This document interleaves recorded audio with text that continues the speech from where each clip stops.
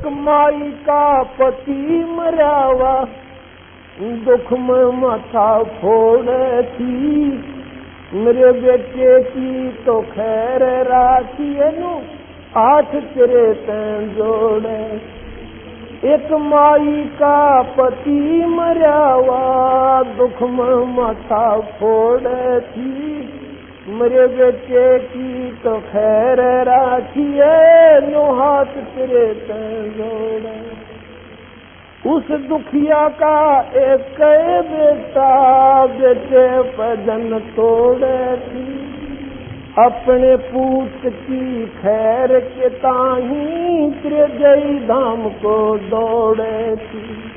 उस दुखिया का एक बेटा, बेटे पदन तोड़े, अपने पूत की खैर के ताही त्रिजयी धाम को दौड़े। उसके आगे वो भी खा लिया, कति करी न टाल तने, सच पुरुष बुला दिया आप जन, कुछ ना सोची कार तने, भला मान चाहे बुरा मान, एक ओछी चली साल तने, सच पुरुष बुला दिया आप जन, कुछ ना सोची कार। एक तरफ तो कंस बनाया, बनाया कृष्ण भगवान तुही, अपना स्वार्थ सिद्ध करने का ये बना दी चारों खान तुही। एक तरफ तो कंस बनाया, बनाया कृष्ण भगवान तुही, अपना स्वार्थ सिद्ध करने का बनाई चारों खान। सतगुरु जी की मेर हुई जब, हमने तेरी जान हुई, ये ओछी उपासना सारी ये छुट गई, बुरे कर्मा से आने हुई। सतगुरु जी की मेर हुई जब, हमने तेरी जान हुई, ओछी उपासना सारी सुटगी, बुरे कर्मात आने। राम देवानंद धन मेरे सतगुरु, उधार दिया रामपाल तने, सतपुरुष बुला दिया, कुछ ना सोची काल तने, भला मान चाहे बुरा मान, एक ओछी चली साल तने, सत्य पुरुष बुला दिया आप सही। अब काल को लाना देते हुए इस वाणी के माध्यम से सतगुरु कबीर साहब गरीबदास जी की वाणी के आधार पर ये आपको सुना। इसमें कहा गया है, भला मान चाहे बुरा मान, या ओछी चाली चाल तना, और सतपुरुष बुला दिया आप जना लिया, कुछ ना सोची काल तना। सतपुरुष का किसी जिक्र भी नहीं छोड़ा, अपनी ही महिमा वेदों द्वारा, अपनी ही महिमा पुराणों के माध्यम से। आप शिव पुराण को पढ़ कर देखो, उसमें क्या लिखा है कि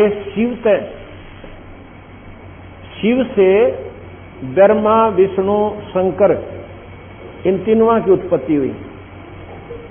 ब्रह्मा विष्णु और शंकर। अब हम शिव किसने समझें? भगवान शिव जी को यानी शंकर जी को। अब ये पूछन विचार करने की बात है कि शिव ते और ब्रह्मा विष्णु और शंकर यह उत्पत्ति हुआ कैसे? यहां पर यह बात सारी सुलझ गई कि शिव कहते हैं शक्ति को, शक्ति नाम शिव का है।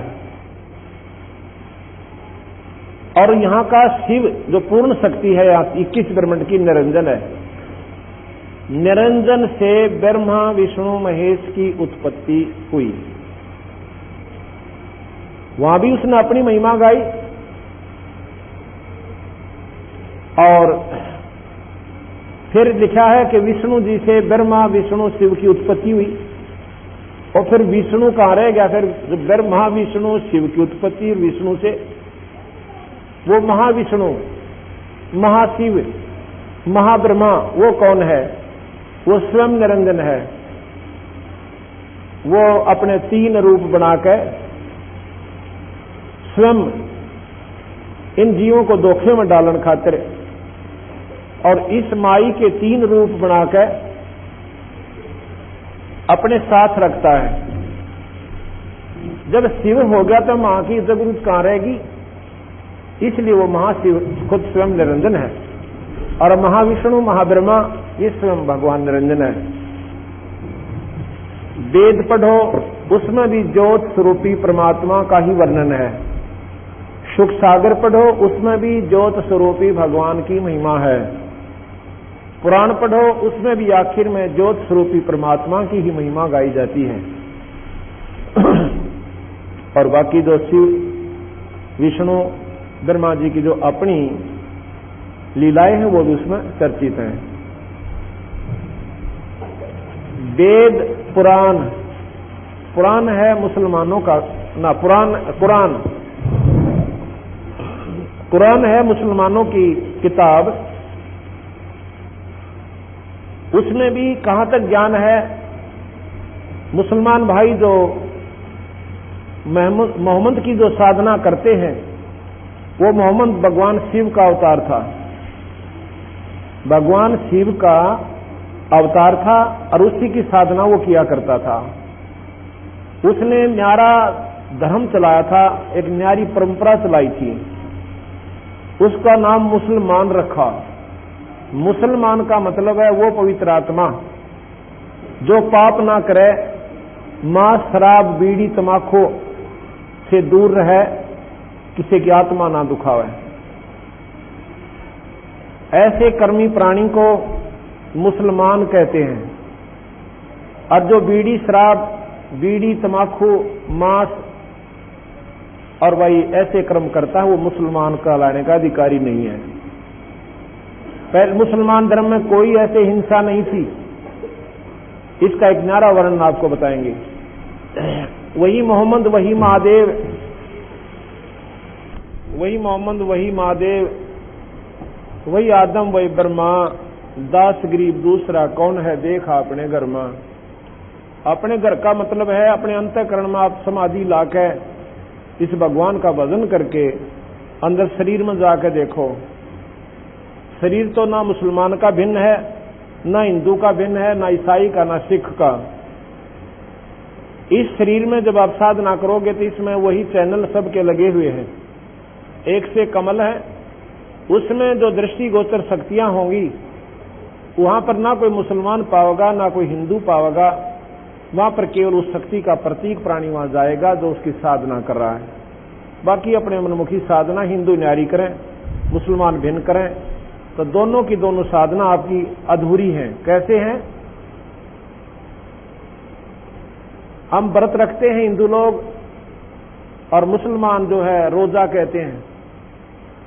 ये 9 दिन करते हैं नवरात्रे, वो 30 दिन करते हैं व्रत, उनको रोजे कहते हैं।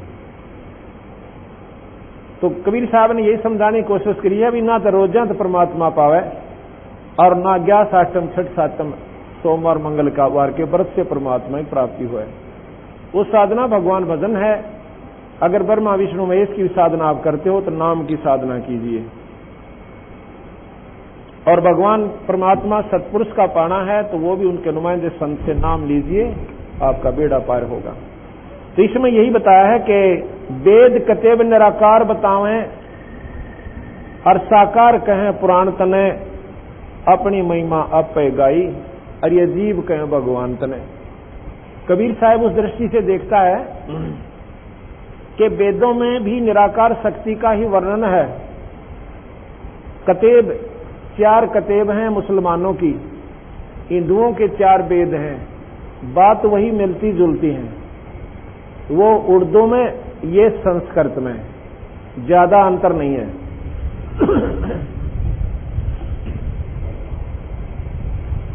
वेद तो बताते हैं वो निराकार शक्ति, और कतेब भी निराकार, और पुराण कहें वो साकार के अंदर है। जैसे शिव रूप में आए, ब्रह्मा रूप में आए, विष्णु के रूप में आए, राम अवतार धरकर वही परमात्मा विष्णु जी आए, और कृष्ण जी के रूप में आए, 9 अवतार बने, 24 अवतार किए, ऐसे ऐसे। तो ये सारी जानकारी, इस निरंजन तक का ज्ञान हमें वेदों, पुराणों में, शास्त्रों में, उपनिषदों में सहयोगी बनकर योग साधना से प्राप्त किया, यहीं तक का ज्ञान रहा। आप देखिएगा, किसी भी योगी पुरुष का कोई शास्त्र पढ़ कर देखना, जिसने अपने अंदर की साधना की हो, उसने लिखा है कि शरीर के अंदर हमारे कमल बने हुए हैं, उन कमलों के अंदर से वो जीवात्मा, वो सुरत समाधि लाकर के उनके अंदर से निकलती हुई और यहां पर सहस्रार कमल में पहुंच जाती है। उनकी वो आखिरी उपलब्धि है कि सहस्रार कमल में जो योगी पहुंच गया वो ब्रह्मलीन हो गया। गरीबदास जी महाराज कहते हैं सहस्रार कमल में निरंजन है, 1000 उसकी ज्योतियां हैं, 1000 कमल हैं। अब देखो कितना व्यू है। जिस प्रकार रेडियो के अंदर का जो हिस्सा होता है ना, जहां टांके से लगा रखे होते हैं, इस प्रकार की इसमें एक ऐसे गोल सी फिरकी है, वह ऐसी उभरा हुआ मांस है, और उस मांस के ऊपर ऐसी टिकारी सी लगी हुई बहुत छोटी बारीक बारीक पत्तियां, और वो 1000 हैं। जैसे निशान से है उनकी, जो वो निशान ऐसे टिकारी है, उसका आकार है कमल के पत्ते की तरह से, वो बिल्कुल बारीक सा है। उसका जब अंदर सूरज जाती है तो उसकी ऐसा आभास होता है जैसे कमल के पत्ते होते हैं, और ये भजन सुमन से ऐसे खिल जाते हैं। वो मांस के ऊपर वो चिपी हुई है, अंदर जो मांस है उसके ऊपर जो बनी हुई है, जैसे जीव है ऐसा ही वो अंदर सिस्टम है। ऊपर का हिसाब देखो जैसे कितना प्लेन है, ऐसे वो मांस उभरा हुआ है। उस मांस के ऊपर ऐसे जैसे फिक्स कर रखे हैं, और इस नाम के ओम मंत्र से वो ऐसे खिल जाते हैं, बिल्कुल तन जाते हैं, और अपनी अपनी नारी नारी स्थिति लेकर के उसमें उसी स्थान पर वो फूल से जाते हैं। उनका फूलना भी थोड़ा सा ही है, और जब वो फूलते हैं तो उनमें से चमक निकलती है, ज्योति निकलती है।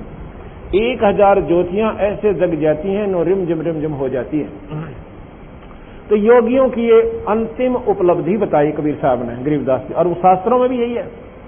अब महाराज जी कहते हैं यहां से शुरू होती है हमारी चढ़ाई। अब निरंजन से ऊपर चलना, यहां तक तो ठीक है। अब हम योगी नहीं बन सकते, हमारा मंत्र जाप से हम वहां जाएंगे। योगी जाते हैं, समझ लो दरिया पार करना है, और एक ने तैरना सीख रखा है, वो अपना तैर के पार हो जाएगा, और हमने अपने उस कमाई कर रखी, पैसे ले रखे, वो नौका में बैठ कर पार कर जाएंगे। हमने पार होना है, हमारा आसान तरीका है ये राम नाम की कमाई करके हम उस दरिया को भवसागर में पार कर सकते हैं। कहां तक कर सकते हैं?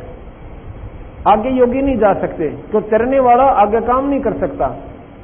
वहां से फिर महाराज जी कहते हैं हमारा एक और मंत्र है, वो आपको जहाज रूप में बैठाएगा और आगे उठा करके अपने स्थान पर ले जाएगा। आगे वो तैरने वाले काम नहीं करें मरुस्थल में, तो योगी आगे नहीं जाते। वो कहते हैं बस हमारा अंतिम किनारा आ चुका है। इसलिए सतगुरु महाराज कहते हैं कि एक नाम हम बताओ, इसका जाप कीजिए, आपको सतलोक ले छोड़ दूंगा। तपस्या पे भून के खावे, जीव किए गए काल तने। अब ये आगे वाला जो नया पैरा है, इसमें बहुत गजब की बात लिखी है बंदी छोड़ में, और ये समझन की बात है। ऋषि मुनि सब करें तपस्या, हे भगवान हमें मोक्ष दिए। तपस्या करते हैं और मोक्ष का इंतजार करते हैं। तप करवा कर राज दे दिया, 184 में ठोक दिए। तप से राज राजमद मानम, जन्म तीसरे शुक्र स्वानम। तप से इंद्र का राज भी मिल जाता है, इंद्र फिर गधे की दुनिया में जाता है। तप से पृथ्वी मंडल का राज भी मिलता है, यही राजा फिर नरक को चला जाता है। ये उस तपस्या करने का फल मिला। और हम देख लें कि गांव के गोरे और कोई तपस्या कर रहा हो, सारा का सारा गांव और उसके चौगर जगह घूमने लग जा महात्मा के, तो कमाल है। और बंदी छोड़ गरीबदास कबीर साहब कहते हैं उधर डले डो है। आपकी दृष्टि से ये महात्मा होगा, पर इसका अंतिम जो फल होगा वो 0 होगा। 4 सिद्धियां आ जाएंगी और इन सदियों के बल पे आपको बेवकूफ बना जाएगा, आप भी नरक में और गिल्ला तुम्हारे को शास्त्रों में ले जाओगा। और जो आजकल के तपस्वी कैसे हो गए, लोग दिखावा ड्रामा, कैसे गांव के गोरे बैठेंगे। भाई महात्मा जो है 41 दिन तप करेगा, 41 दिन या 40 दिन जैसा भी उसने फिक्स कर लिया। कैसे तप करते हैं? 5 दोने लगाते हैं वो चारों तरफ। एक गांव में एक तपस्वी तपस्या कर रहा था, मैंने अपने सेवक द्वारा उसकी फिल्म बनवाई कि भी पता तो चल रहा है ये तपस्या का साधन कैसे किया है इन्होंने। उसमें क्या दिखा रखा है देखने को मिला। वो तपस्वी 5 दोने लगवाता है अलग अलग, इतनी इतनी दूरी पर, और उपलों के गोशों के। और फिर वो जब गोशों का धुआं बंद हो जाता है उपलों का, ऐसे वो धंधकने लग जाते हैं, तब वो उनके बीच में बैठता है। उससे पहले और क्या प्रक्रिया करता है? उसके सिर पर इतनी बड़ी जटा है बालों की, एक बाल्टी, बड़ी बाल्टी में इन उपलों की सभा राख, उसको पानी में इतना घोल लेता है जैसे गारा बना लियो, उसको सारे शरीर पर लेपता है, नुनारा लेप राधिक है उसको, बिल्कुल ऐसे लेत डालिया जैसे पहले हमारी माता बहनें खेत में काम करने जाती थी ना, तो कढ़ौनी के नीचे वो दूध का पात्र जो मटका होता था उसके नीचे राख की ऐसे ले ला दिया करते थे। वो थोड़ी फालतू ला जाया करते कि आज शाम नवारी आवांगे, इतने वो क्या करती है, वो राख, गिल्ली राख, उस आंच को धीरे धीरे धीरे धीरे अंदर प्रवेश करने देती है, एकदम नहीं जाने देती। इस प्रकार उसने वो सारे का मुंह पर, काना पर रीत सा बन गया, सारे शरीर पर। और फिर वो जटा खोल कर उस बाल्टी में दे दी, नो की नो सर करके, और फिर उसको नो करके कति गच बनाकर नो बांध करे नो धर ली ऊपर, वह ऐसे रख ली। और फिर वो दोने के बीच में पहुंचा, इतने बार आग धंधक के यानी पूरी सुलग के और धीमी पड़ गई। अब क्या होता है कि जिस पर वो जो उपले गोसे होते हैं ना, ये राख ऐसी होती है ऊपर से एकदम फैड हो जाती है, राख बननी शुरू हो जाती है, और वो राख उस आंच ने दाबना शुरू कर देती है। आंच नहीं आने देती बाहर, वही राख उनके बाहरले हिस्से की उपला की जो राख है उनको आगे से इतना दबा दे है कि उन उपलों की आंच बाहर नहीं आती, बहुत कम। आप करके देखो इसको। अच्छा, फिर वो बैठ गया जी भगत जी उसके बेचारे, और जब वो चला ना, और वो बड़ी बड़ी दुनिया बाण बेटी गांव की इकट्ठी हो रही, और सुल्फा पाड़ मेरे बैठे जबरदस्त का है, वो लागे उसकी जय बोलन, और वो बैठ गया बेचारा। और लड़कियां बेचारी बड़ी बाड़ी उसके परिक्रमा करती हैं, उसके गीत गावे महात्मा नूर जोगी नो फलाना नो। अब वो क्या करता है कि आध घंटे तक और 3 घंटे बैठता, वो आध घंटे तक तो वह राख जो पहले गिल्ली करके लीप रखी थी वह आंच न ना जान दे। आध घंटे के बाद वो क्या करता है, ये ऊपर के बाल खोल लिए, वो नो का नो पूछड़ सा, और पाछे न डाल लिया। जोन से भी हिस्से में मान ले इस साइड में गर्मी लगी तो उस सिर ने ऐसे घुमा दे पूछड़ से न, यहाँ वो सारे बाल और गारा नो ठोक ले आड़े, और जितने हिस्से में वह लाग गए वह गारा फिर गिल्ली हो जाए, वह पहले राख लपेट रखी, कुछ इसमें पानी गिच कर रखा। आध घंटे हुआ फिर आंच नहीं लागन दे इस साइड में, और जब इस साइड में लाग गए तो फिर नो घुमा दे, और भाई पाछे नो तो वह पाछे ने घेरे रहा था उसने सारी ने, मुंह का लागे जो भाग गए नो कर ले। 3 घंटे बना कर उन्हें बेवकूफ, और 40 दिन करके साधना 9 लाख रुपये ले गया। और वह कह दिया गांव ने बोले थारी वो लड़कियों का स्कूल बनवाएंगे।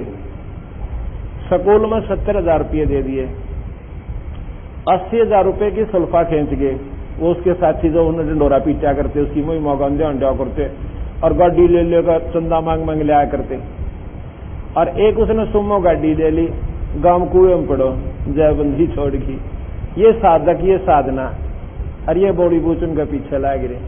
ये हमने भी बेरा पटा ना, हम भी बेचारा खड़े पाओ, क्यों श्रद्धा भगवान में थी। ये हमने तो ये ज्ञान हो गया, बंदी छोड़कर ना मैं सब तागे पाऊं, क्यों परमात्मा में श्रद्धा पहले से पुरानी खूब थी। तो इसलिए सतगुरु के ज्ञान ने ईसा अंधेरा हटा दिया। अब हमने तो वक्ति बालका का खेल लागे से, अब बच्चों का खेल ये लोग कर रहे हैं। ये तो हुआ इन अनाड़ी साधकों का। अब आपको उन साधकों का जिक्र करते जिन अरबों वर्ष तप किया और कति मरना मांड दिया उस मालिक के नाम में, तो भी उनकी गति नहीं हुई। उसके बारे में भी बताते हैं।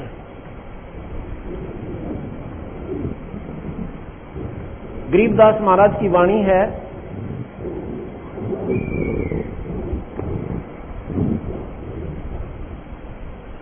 विलास बोध। उसमें आपको फिर सुनने को मिलेगा। अब उन तपस्वियों का गरीबदास महाराज वर्णन देते हैं। एक मन मुरारी तपस्वी को तप किया था। मन मुरारी नाम के तपस्वी ने एक बार तप किया था। 10,000 वर्ष शिला पर बैठकर, एक पत्थर के ऊपर बैठकर, लोग दिखावा नहीं, एकांत में चला गया और कुछ खाया ना पिया, यानी अपना खाना खाओ और फिर बैठ जाओ। 10,000 वर्ष तप किया। फिर वो दरगाह में गया धर्मराज के पास। वहां धर्मराज बोला, अदल करूं के फजल करूं। फजल कहते हैं रहम को, अदल कहते हैं न्याय को। धर्मराज बोला कि न्याय करूं या मैं रहम करूं। अब तपस्वी ने सोचा कि रहम क्या करवाऊं, मैंने तप कराया है, मेरा फल देगा। कहता आप अदल करो, न्याय करो। बोला अदल करो, अदल माने न्याय करो। तो धर्मराज बोला कि शिला तुम्हारी के हमारी? वो जिस शिला पर तूने भजन किया था, तप किया था, वो तेरी थी या मेरी? वो तो आपकी थी जी। जय न्योकव है कि मेरी थी, तो वो कहता कि ल्या उठा के तेरी थी। तो अगना जी वो तो आपकी थी, मेरी थी। तो भाई न्या तो यू सही 10,000 वर्ष उस मेरी शिला ने सर पर धर ले और जा। फिर कहता है रहम करो, अकना रहम करो तो मैं अपने सिर पर धरूं, इसी गलती मैं ना करूं।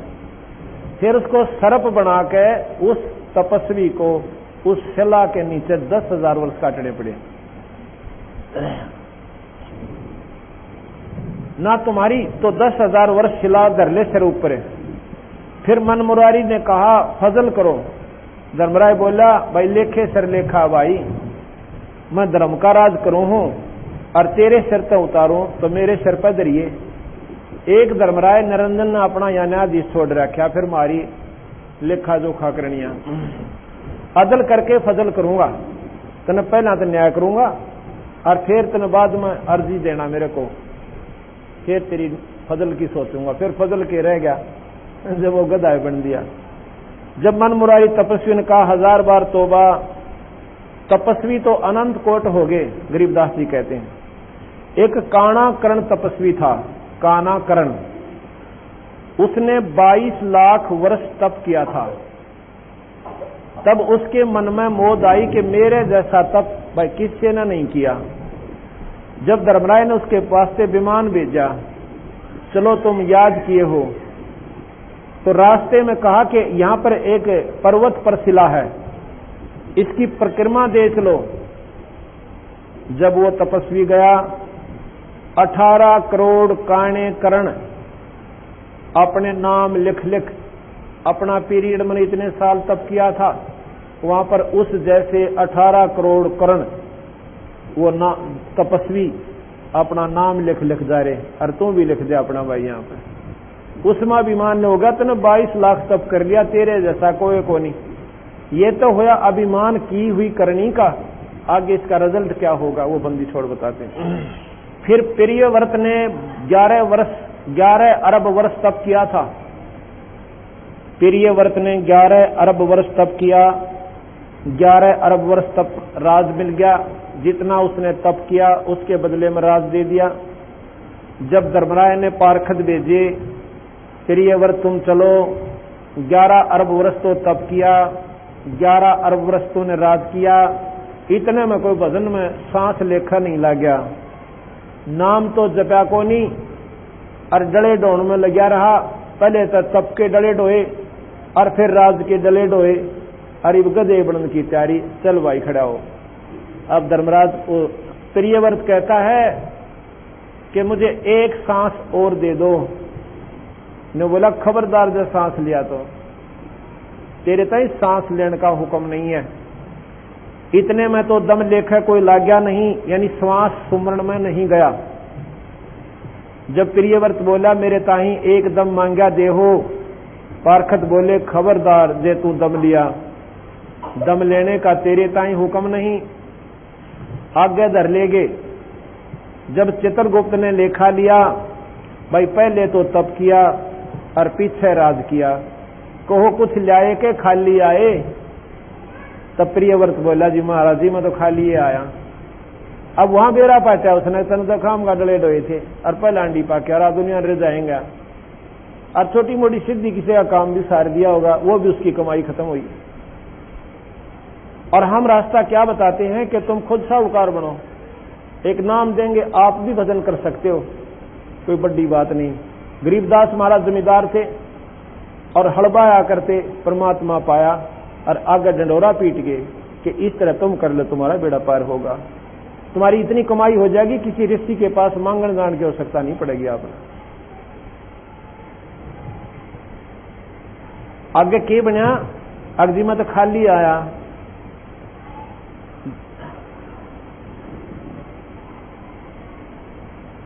खाली आए। जब प्रियव्रत बोला महाराज जी खाली ही आए। जब धर्मराय बोला करो इसका मुंह काला।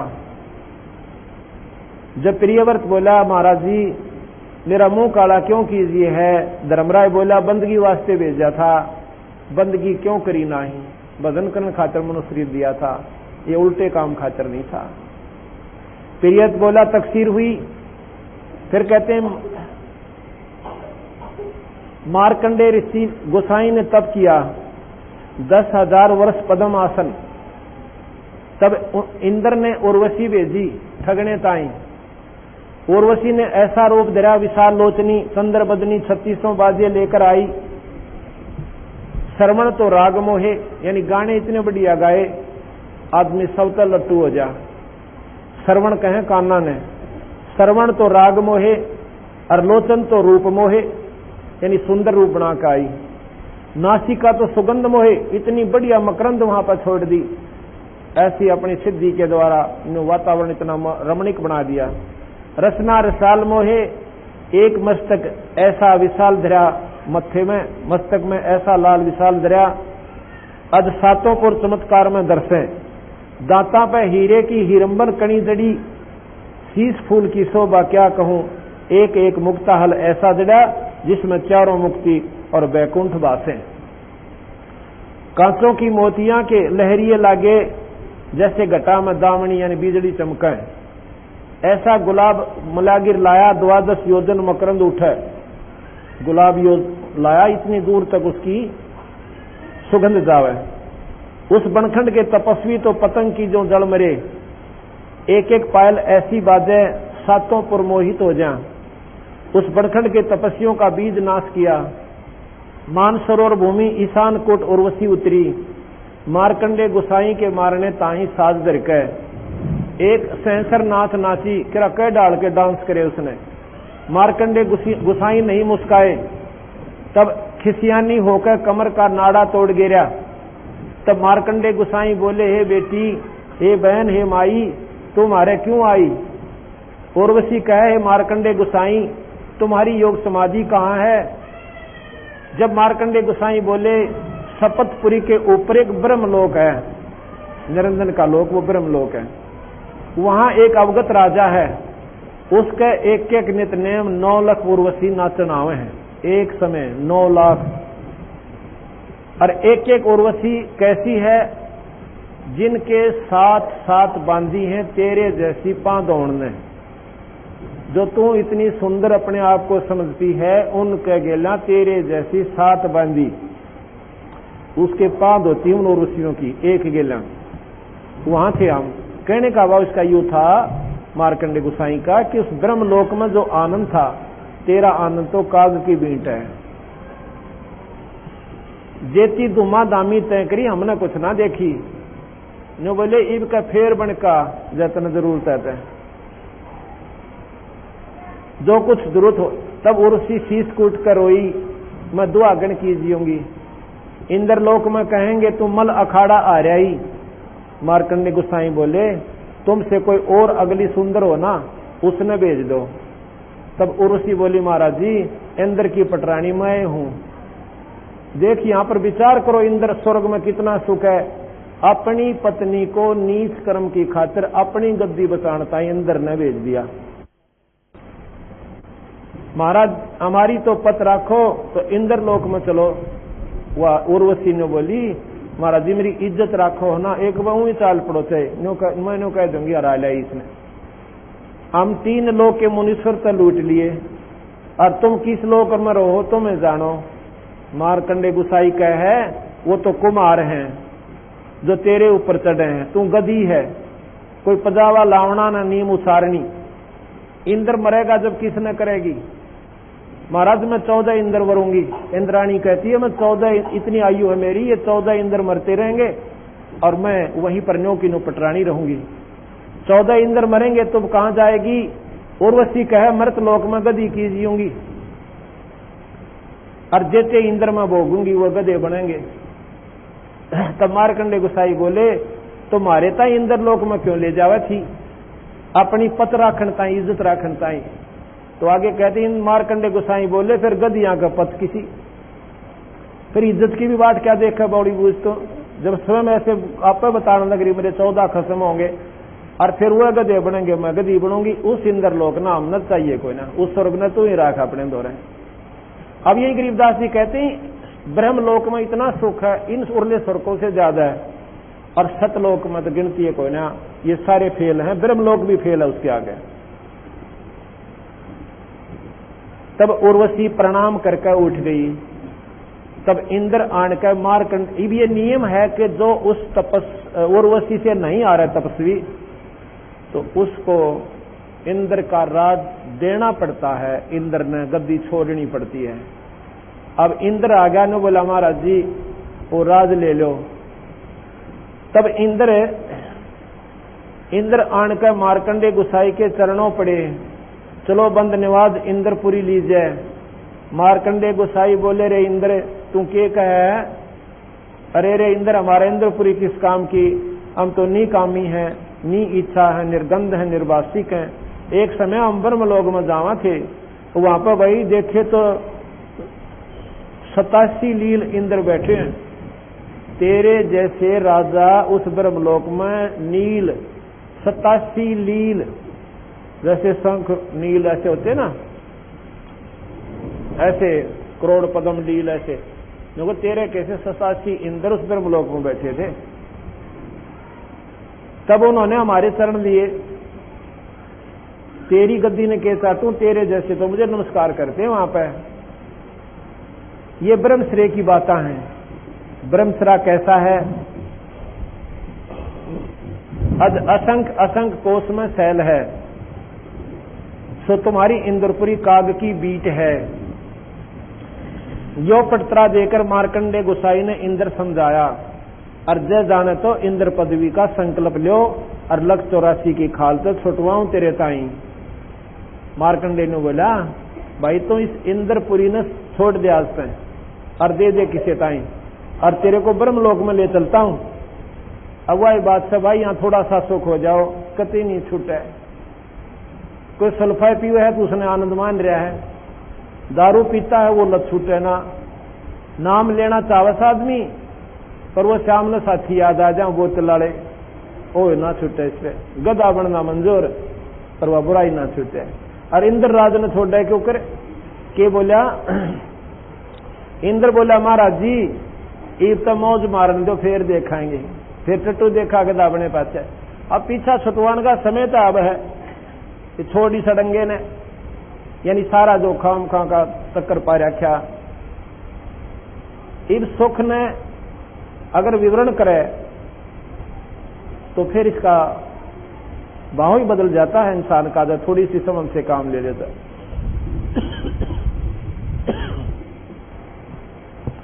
इसके लिए बंदी छोड़ भगवान गरीबदास जी एक बहदे कांग लिखते हैं, उसमें इतना बढ़िया वर्णन दे रखा है, पर थोड़ा सा ध्यान से सुना जब बात पड़ेगी, क्योंकि उसमें यही वर्णन दिया है कि जो साधना आप कर रहे हो वो मेरे समझ से बाहर है, वो अच्छी को ना, ठीक नहीं है।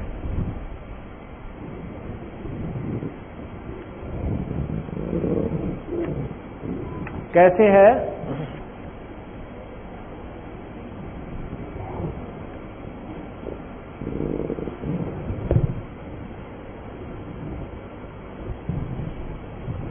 उसमें यही बताया कि जो लोग ओछी साधना करते हैं, जो भक्त आत्मा, वो अनजान साधना कर रहे हैं, वो पार नहीं हो सकते। किस प्रकार? एक बार कहते हैं बंदी छोड़ कि हर पैड़ी हर हेत नि जाना वाजा तेग चलावे हैं। हर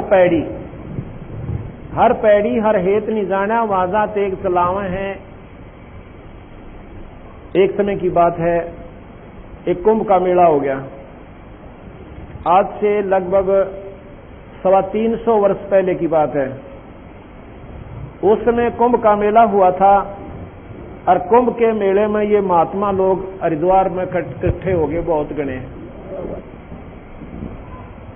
और नहाने की जो पर भी बताई, उस समय ये नागा महात्मा कहने लगे कि भाई हम प्रथम स्नान करेंगे, हम सर्वश्रेष्ठ हैं। वैष्णव महात्मा कहने लगे नहीं भैया, हम सर्वश्रेष्ठ हैं, हम प्रथम स्नान करेंगे।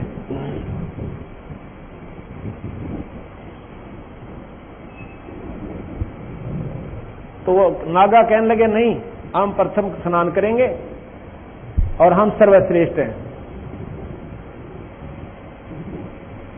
इन बातों पर उनकी आपस में कवा सुनी होगी।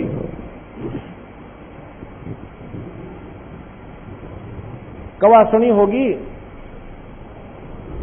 तो पहले तो वह मुक्का हुए वो महात्मा, उसने उसके जाड़ पर मारा, उसने उसका होठ फोड़ दिया। और भाई फिर जड़े लाग गए चालन, फिर नौके त्रिशूल काट लिए, तलवार निकाल लाए। वहां पर 25,000 व्यक्ति, 25,000 वो महात्मा आपस में लड़कर मर गए और गंगा के पानी को लाल कर दिया। अब गरीबदास जी महाराज जी ने कही भी न महात्मा को है, ये तो पशुओं से भी गुंडा कर्म किया इन्होंने। अब स्नान करना था, एक बुद्धिजीवी आदमी, वो भी कोई नहाता हो ना पैड़ी पे, और वो आके नो कहला भाई थोड़ा सा नौन सी हो इधर हो ले, वो भी राह दे देगा, काजा भाई नहा ले। इतना सद्भावना होती है। और जिन महात्मा का उन्होंने इतना अनरस कर दिया, तो महाराज कहते हैं जब वो महात्मा होते ना, अब महात्मा तो हाथ भी नहीं उठा सकता किसी की तरफ, और कीड़ी भी ना मार सकता, और वो आपस में पालियां की तरियां कटका मर गए, बौड़ी बूचा की तरियां। पशु भी बढ़िया उनते तो महाराज जी कैसे। तो यहां क्या बताया, तीर तुपक तलवार कटारी जमदड़ जोर बदावे हैं। हर पैड़ी हर हेत न जाना वहां जा तेग चलावे हैं। यो भी बैदा है, बैदा कहें अनावश्यक बातें हैं जो ये अपने आप कर रहे हैं ना, मनमुखी साधने, ये ठीक नहीं है। तीर तुपक तलवार कटारी जमदड़ जोर बदावे हैं। हर पैड़ी हर हेत नि जाना वहां जा तेग चलावे हैं। परमात्मा का प्यार तक गए भूल, और की पैड़ियां पहने होकर लठ बजान लाएंगे। कहां भाव रहा तुम्हारे अंदर भगवान का? काटे शीश नहीं दल करुणा, और वह जग में साध कमावे है।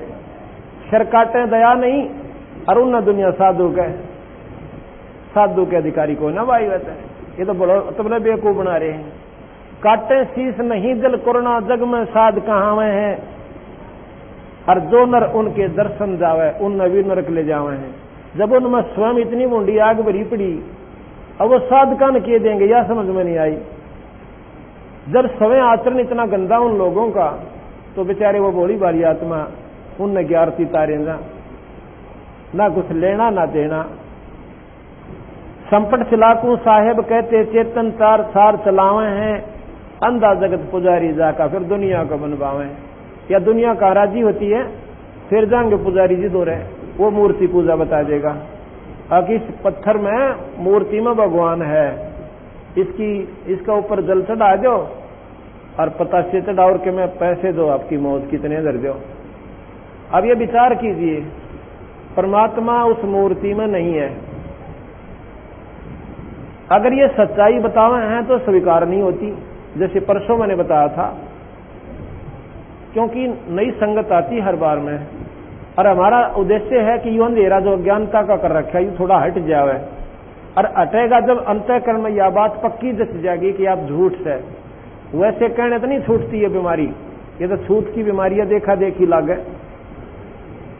जैसे बच्चे की फर्स्ट क्लास की बुक है, उसमें आम का चित्र है और आ का आम।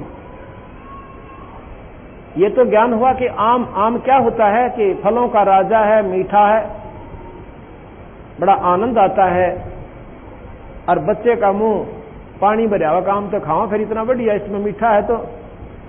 और जब उसका आम खाने में दिल करे और कायदा खोल कर बैठ जाओ, पहली की क्लास का पहली किताब, उसमें करें जाओ आ का आम, आम की आरती तार ले, लेकिन वो आम स्वाद नहीं देगा, वो खाया नहीं जा सकता, क्योंकि वो चित्र है, आम नहीं है।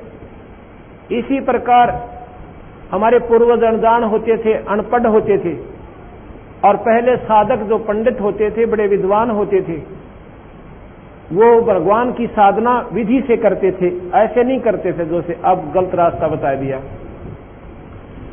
अब वो बुढ़े जो अनपढ़ आदमी जाकर पूछता, महाराज जी भगवान कैसा होता है?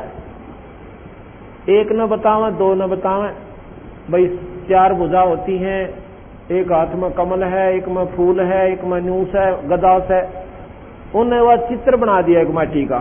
कोई पूछे नो कह दे ईसा होता, भाई ये मूर्ति देख ले, ऐसा भगवान होता है, लेकिन पावगा विदित है। अब उनके पूर्वज आए, उन पंडितों के, उन मूर्ति धर ली। अब हमारा पिताजी जो था मूर्ति ने भगवान दिखाया करता, ईब उसकी आरती तारन लागे, उस मूर्ति पर पानी डालना। वो तो पूजा श्रद्धा की खातिर करते थे, अपनी इसकी मूर्ति दिखा नमन कर लिया, श्रद्धा बन गई, और उससे मुक्ति को ना कुछ भी लाभ नहीं, सिर्फ अपना भावना बनी रहेगी। ठीक है, उस मूर्ति को देखते उसके गुण याद आते हैं। जैसे आम देखते हैं, आम के गुणों का बेरा पाठ है, लेकिन उसमें आम नहीं है। तो इस प्रकार जब हमने आम चाहिए तो 20 रुपये गोज में गाल है, और मंडी में जावे आम करे तो कोई बताओगा वो दरे भाई, और उस बेचने वाले से कह ले भाई कैसे देता है, इतने रुपये किलो, अब जितने लेने उसके पैसे दे, आम खा ले। कायदे में आम तो लाख वर्ष देख ले, कतई नहीं मिला। इसी प्रकार परमात्मा मंदिर में नहीं है, उस मूर्ति ने 100 बार देखाओ, अर्जन में 3-3 बार ताराओ, आम परमात्मा तो मिला कोई नहीं। परमात्मा संतों के पास जाओ, राम नाम देंगे, उसकी कमाई करो, उस धन ने लेकर फिर जाओ भगवान की मंडी में, और वहां फिर आपको वो गुण मिलेंगे, वो सुख होगा। उस नाम की कमाई के प्रतिफल में उस परमात्मा के गुण आपको वो लाभ देना शुरू करेंगे। कैसे गुण होते हैं?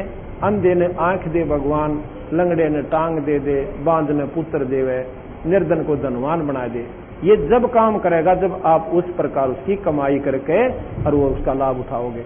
वैसे कोई ना जब मूर्ति पर पानी चढ़ा तो भगवान मेरा इससे बढ़िया साधना कोई भी कोई नहीं, और अपने घर बना ले एक, और रोज उस पर पानी एक मटका दर्जा सुराख करके आकर फिर भर दे। ये गलत साधना बना रखी है आप लोगों ने। आपने साधना विधि से करनी पड़ेगी, और जब आपका छुटकारा होगा। इस प्रकार आपने तपस्वियों का तो सुन लिया कि तपस्या कैसे होती है और इसका कैसे लाभ इस प्राणी को होता है। आगे फिर बताया, इसमें लिखा है कि तप करवा के राज दे दिया 84 में ठोक दिए। एक गलत धारणा, गलत साधना इस काल निरंजन ने, ज्योत निरंजन ने और हमारे ऊपर डाल रखी है। हम पहले तो गलत साधना करवाता है और तप करवा के राज दे देता है, और राज के प्रतिफल में फिर यो गधा बना देता है। कबीर साहब कहते हैं, कबीर हरि के नाम बिना, या के नाम बिना, कबीर हरि के नाम बिना ये राजा रसब हो। राजा रसब कहते हैं खच्चर को, जो ज्यादा वजन धरे। राजा रसब हो, कौन सा राजा? जो भगवान से विमुख है।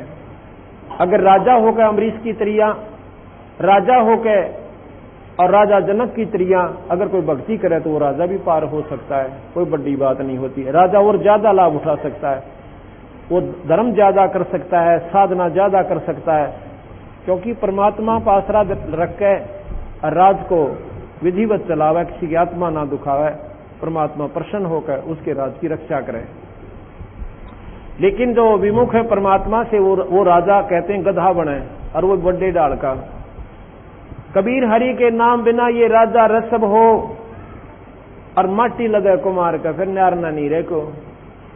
कबीर हरि के नाम बिना ये नार कूतिया हो, उस ईश्वर के सुवर्ण बिना ये झूठी साधना करने से यह नारी कहते हैं कूतिया की दुनिया में जाएगी, और गली गली भौंकत फिर टोक न डाले को। कबीर गरीबदास महाराज कहते हैं, वह बीबी पड़ दे रहे थी, अरे डोडी लगे थी बार, इब गात उकाड़े फिरती है वो बड़ कुतिया बाजार। राजा की रानियां जो कि पड़जा में रहा करती थी, एडी से लेकर चोटी तक, एक परमात्मा के नाम बिना, ईश्वर के भजन बिना, वो अनजान आत्मा, उन्हें न सोच रखा था या मौज तुम्हारी सदा बनी रहेगी, तुमने मौज मारोगी आगे भी रानी बन जाओगी। इस आसान रानी बनना नहीं होता, ना जाने कितने पुण्य कर्म उसके इकट्ठे थे, जब जाके कितनी अच्छी स्थान उसको प्राप्त हुआ, और आज वो रानी कहलाती है। कितनी सुविधा हुई उसको, 3-3, 4-4 दासियां बांधियां नौकरानी उसके साथ रहती थी, काजू के हलवे खाया करती थी, उन जूठे छोड़ देती थी, वो बांधी खाती थी, और दिन में 3-3 बार श्रृंगार करती थी, 6-6 सूट बदला करती थी। और उस मूर्ख ने सोच रखा था या मौज ने बनी रहेगी। ऐसा क्यों सोचा उस बेचारी ने?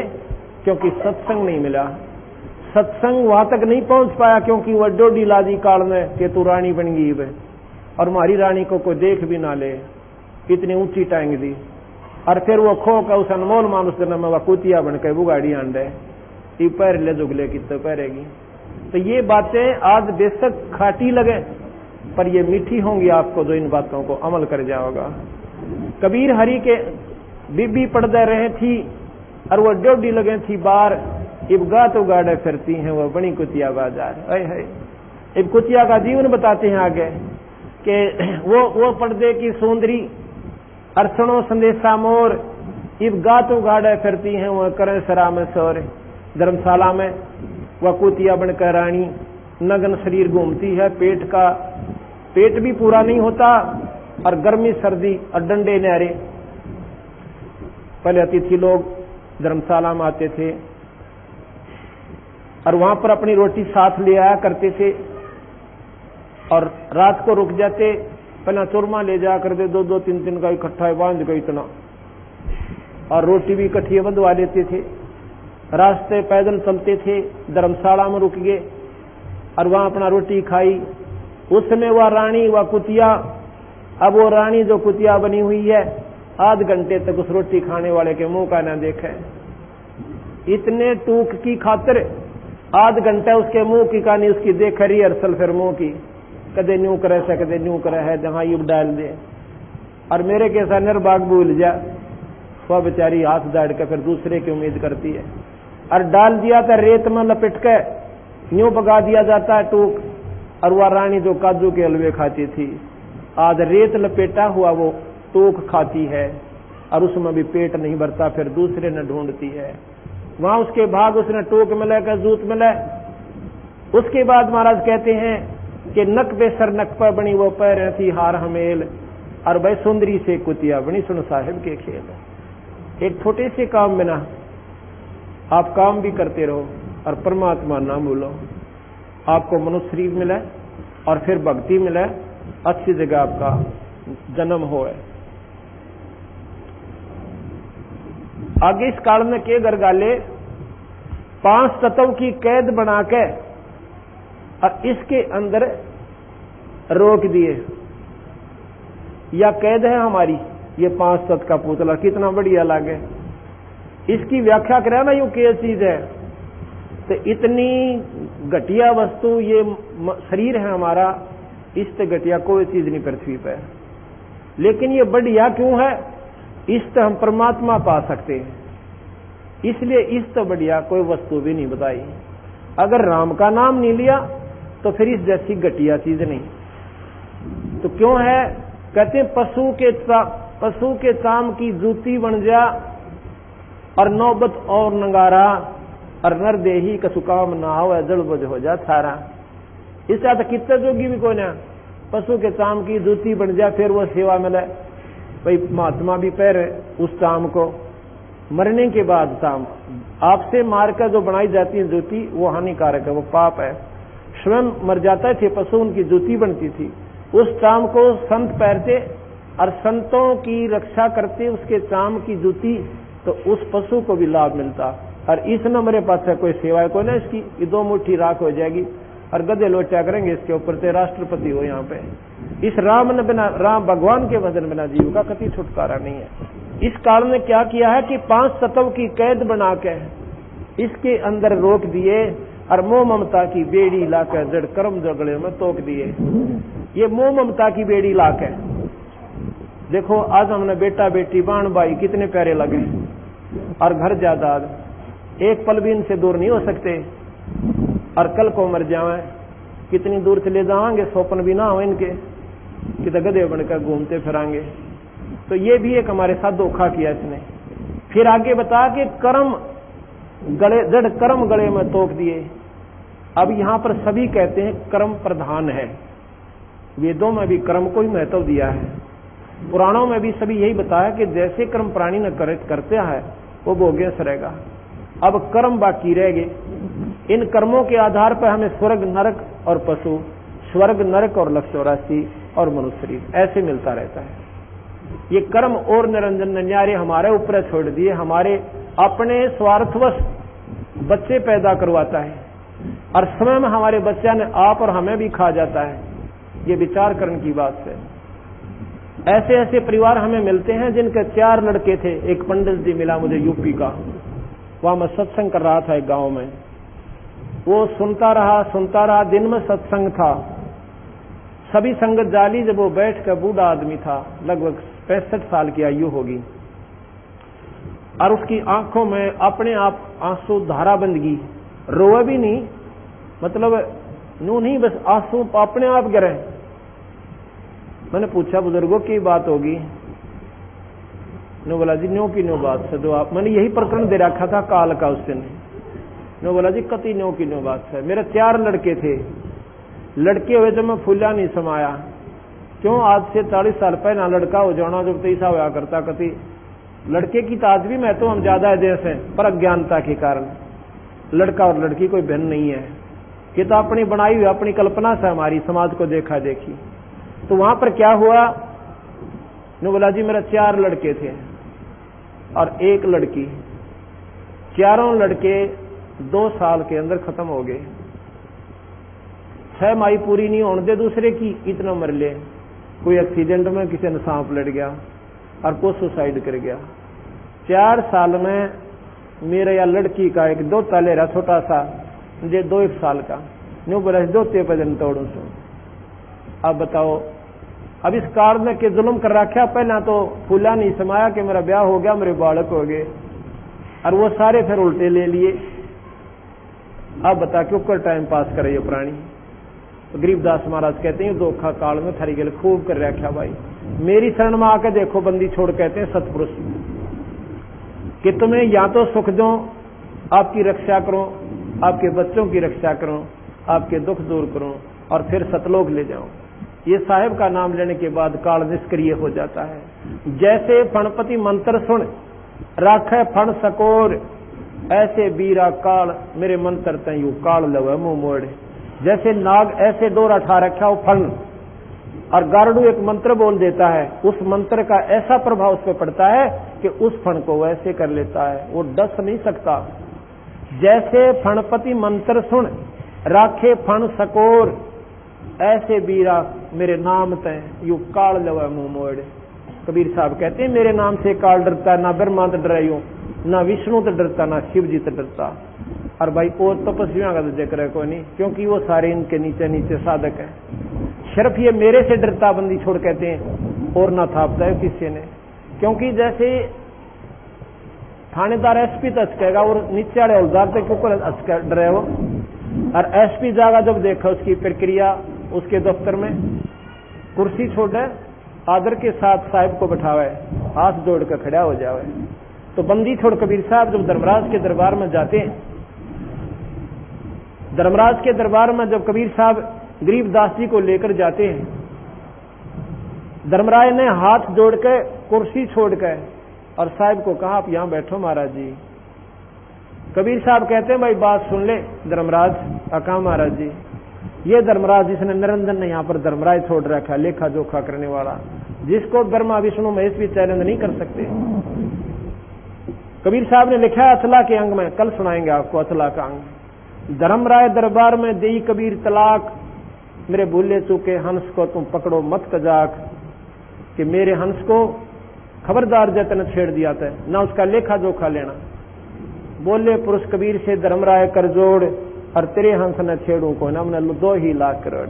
ने बोले महाराज जी आपके हंस ने मैं नहीं छेड़ूंगा, और आपके का आप ही जिम्मेवार हो गया, आप कितना ले जाओ इसको, हम नहीं छेड़ेंगे।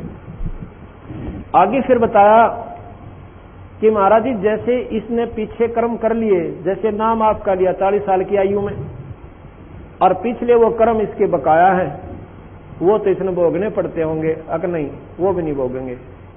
अगर मेरी शरण में आके ये प्राणी विधिवत लगा रहा, कर्म भ्रम ब्रह्मंड के ये पल में कर हूं नेश, इनको मैं काट दूंगा जैसे राष्ट्रपति फांसी की सजा को, और अपने आप उस पर कोई टोकने वाला नहीं, उसने नो कहने वाला नहीं जी आपने गलत कर दिया। वो प्रथम नागरिक है यहाँ का, पूर्ण शक्ति पराशक्ति है।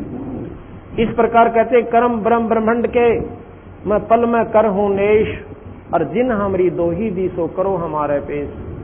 जिसने मेरा नाम ले रखा है और वो कह दे जी मैं तो कबीर हंस हूं, तो मेरे पास भेज देना, आपके पास नहीं रखना। आशा महाराज जी जैसे आप कहोगे ऐसे कर, कल आपको इसको पूर्ण जानकारी देंगे।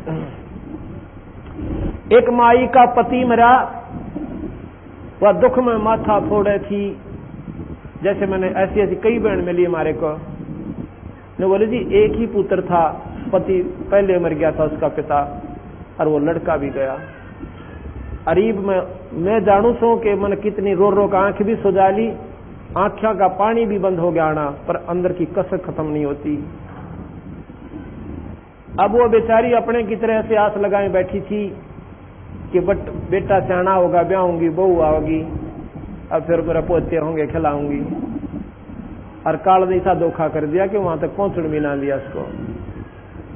अब आप देखते हो एक्सीडेंट में रोज सुने गनखरी बार, कई बार ऐसा आता है कि एक ही परिवार के सदस्य 2-2, 3-3 एक ही एक्सीडेंट में खत्म हो जाते हैं। एक समय हम पंजाब में गए हुए थे, वहां एक भक्त ने ऐसे ही ये सत्संग सुनकर उसने बताया महाराज जी सही बात है, कर्म इन इंसान कभी नहीं मानता। हमने अपने रिश्तेदार को कहा था कि कल एतवार है दूसरा, हम सत्संग करने जाते थे, कि आप रात आज डट जाओ, शनिवार का दिन था, कल महाराज जी आऊंगे आप सत्संग सुनना, और 12 बजे समापन हो जाता है दिन में, 2 घंटे करेंगे। आप ने बोला चंडीगढ़ जाना, मैं रुक नहीं सकता। क्यों? क्योंकि एतवार को 1 बजे 2 बजे जैसा भी समय बताया कि मेरे ऐसी पार्टी आओगी, मैंने लाखों का नुकसान हो जाएगा, ना गया तो वो बोला टेलीफोन कर देंगे उनको, इंतजार कर लेंगे, 2 घंटे की बात होगी। अगर नहीं ऐसी बात आपको नहीं मालूम ना, आपने हमारे मार्ग का क्या मालूम है, ये बिजनेस का मामला होता है ना। मान्या जी एक बूढ़ा मर गया था वहां पर, उसकी मुंह कान आए हुए थे, जैसे कहते हैं ना, उसके पीछे आए हुए थे। 5 सदस्य थे,